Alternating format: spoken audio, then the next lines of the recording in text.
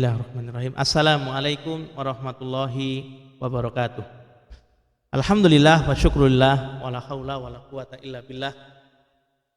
Wa asyhadu an la ilaha illallah wahdahu la syarikalah wa la na'budu illa iyyah. Wa asyhadu anna Muhammadan abduhu wa rasuluh Muhammadu bin Abdillah wa ala alihi wa man sara ila nahjihi ila yaumil qiyamah. Amma ba'dah. Pemirsa, Bapak dan Ibu rahimani wa rahimakumullah. Masih berkaitan dengan kebaikan dan keburukan, keutamaan kebaikan dan keburukan, dan pada kesempatan yang lalu, pekan yang lalu telah kita sampaikan satu hadis Nabi alaihi salatu wassalam tentang permisalan orang yang gemar bersedekah, orang yang rajin bersedekah, dan orang yang kedua orang yang bakhil, orang yang menahan hartanya, tidak mau digunakan untuk kebaikan-kebaikan. Dan dari faedah yang kita sampaikan bahwa orang yang bersedekah pada hakikatnya sebagaimana dikabarkan oleh Rasulullah SAW, seperti orang yang pakai baju besi, seperti kemarin kita sampaikan, orang yang bersedekah pada hakikatnya dia berusaha, dia telah berusaha untuk menyelamatkan kehidupannya. Orang yang bersedekah telah berusaha untuk menyelamatkan jiwanya dari mara bahaya, dari malapetaka, dari kesengsaraan, dan dari buruknya kehidupan. Tidak hanya kehidupan di akhirat berupa dibebaskan dari api neraka, diampuni dosanya, hindarkan dari siksa Allah Subhanahu wa taala, kemudian dimasukkan dalam surga. Meskipun itu adalah pokok, namun yang diketahui, masya Allah wa subhanallah wa tabarakallahu taala, bahwa dengan sedekah ini Allah Subhanahu wa taala akan menghindarkan. Dengan sebab sedekah ini Allah Subhanahu wa taala akan menghindarkan diri kita. Jika kita benar-benar bersedekah ikhlas karena Allah Subhanahu wa taala, maka Allah Subhanahu wa taala akan menghindarkan diri kita dari mendapatkan malapetaka dan keburukan-keburukan hidup di dunia. Ini yang dicatat oleh kita semuanya, Bapak Ibu rahimani wa rahimakumullah. Sekali lagi, Allah Subhanahu wa taala akan menghindarkan dengan sebab sedekahnya kita dari buruknya kehidupan. Selain kehidupan akhirat yang memang itu merupakan tujuan hidup kita, tujuan terbesar kita, maka di samping itu Allah juga akan berikan bonus berupa kebaikan-kebaikan dan diselamatkan, dihindarkan diri kita dari buruknya kehidupan dunia, dihindarkan dari malapetaka, dihindarkan dari kecelakaan. Dan dengan sedekah ini pula Allah Subhanahu wa taala akan merubah takdirnya atas diri kita.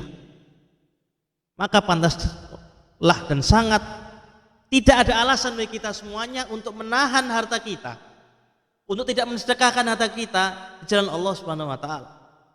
Dan termasuk harta kita adalah potensi-potensi yang kita miliki untuk melakukan kebaikan-kebaikan untuk saudara kita, untuk kaum muslimin, untuk kaum mukminin, untuk tetangga kita, untuk masyarakat kita. Apapun yang mampu kita kontribusikan, potensi-potensi kita ini akan menjadi sedekah bagi kita semuanya. Yang punya ilmu sedekah dengan ilmu, yang punya harta sedekah dengan harta, yang punya pemikiran yang baik disampaikan kepada orang lain, maka ini akan menjadi sedekah kita. Dan dengan sedekah ini Allah Subhanahu wa taala akan menghindarkan sekali lagi diri kita, akan menghindarkan diri kita dari buruknya kehidupan dunia. Ada satu pepatah yang juga kita sampaikan kemarin, pepatah Jawa yang katanya secara makna pagar mangkok, artinya makanan, menu makanan itu lebih kuat daripada pagar tembok. Kenapa? Rasulullah SAW memerintahkan kita bagaimana begitu besarnya hak tetangga atas diri kita.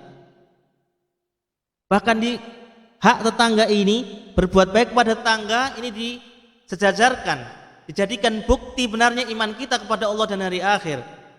Rasulullah SAW bersabda, "Man kana yu'minu billahi wal yaumil akhir falyukrim jarahu." Barang siapa yang beriman pada Allah dan akhir dengan sebenarnya, maka hendaknya dia memuliakan tetangganya. Maka tidak ada cukup dengan kita bersedekah tetangga, insyaallah taala manfaatnya lebih banyak. Meskipun bukan ini tidak ada hubungannya, kemudian tidak boleh membuat tembok. Ini hal yang lain. Namun demikian, ini penekanannya adalah bahwa sedekah ini akan salah satu dampaknya, salah satu hikmah dan keutamaannya akan dihindarkan dari keburukan-keburukan kehidupan di akhirat dan kehidupan di dunia. Allah Subhanahu wa taala akan menghindarkan hidup kita dari buruk-buruknya kehidupan, baik yang itu dengan sebab ataupun tanpa sebab kejadiannya. Kecelakaan misalnya, waliyadzubillah min dzalik, mudah-mudahan keluarga kita semuanya diselamatkan dari kecelakaan, dalam artian kecelakaan yang menyebabkan akhirnya kita meninggal. Ya, meskipun kecelakaan ini bukan suatu ukuran baik atau buruk, tapi kecelakaan ini menurut kacamata manusia umumnya adalah sesuatu yang tidak pas, sesuatu yang sangat menyakitkan. Maka kita berikhtiar dengan bersedekah. Mudah-mudahan Allah Subhanahu wa taala akan menghindarkan diri kita dari mara bahaya. Mungkin tertabrak, kita tabrakan dan sebagainya, mungkin terjatuh yang menyebabkan kita sampai kematian dan sebagainya. Dengan sedekah kita, maka Allah Subhanahu wa taala akan menghindarkan itu semuanya. Maupun keburukan-keburukan yang ditimbulkan mungkin karena asbab muamalah kita dengan beberapa pihak.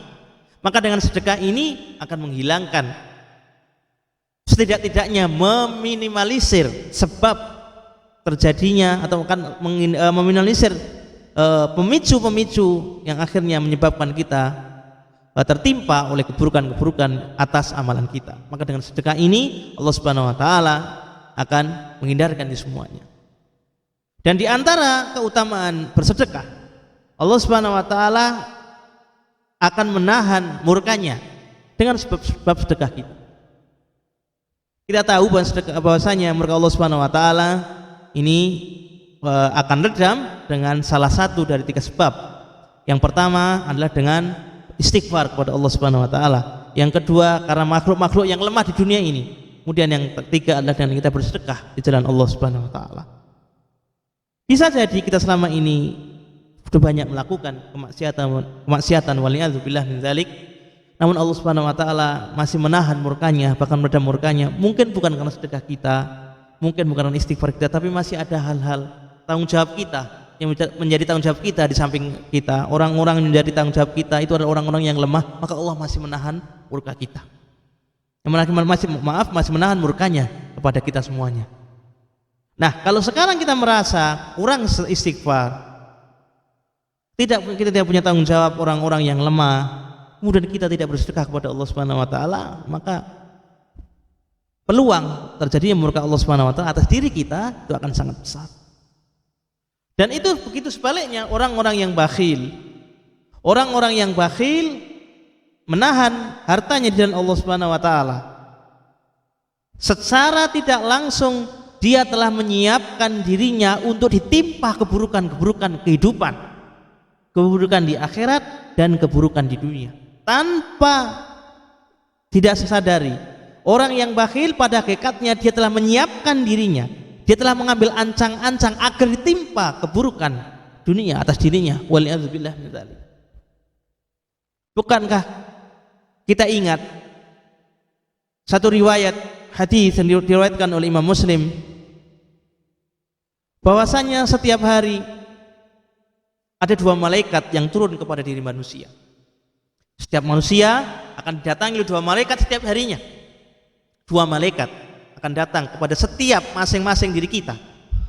Kemudian salah satu dari malaikat ini mengatakan, Allahumma a'ti munfiqan khalafan. Ya Allah, berikanlah ganti yang berlipat kepada orang-orang yang menafkahkan hartanya. Malaikat yang kedua mendoakan orang yang yang sama, Allahumma a'ti mumsikan talafan.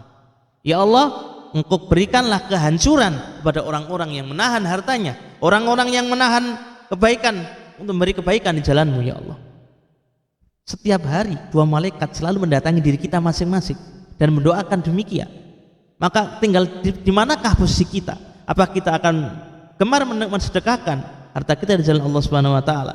Kita mensedekahkan kebaikan-kebaikan yang kita miliki, potensi yang kita miliki untuk kebaikan, untuk amal soleh kita, ataukah kita akan bakhil? Orang yang bakhil pada hakikatnya dia telah memperbesar peluang terjadinya murka Allah Subhanahu wa taala. Orang yang bakhil pada hakikatnya dia telah memperbesar pemicu keburukan-keburukan akan terjadi atas dirinya.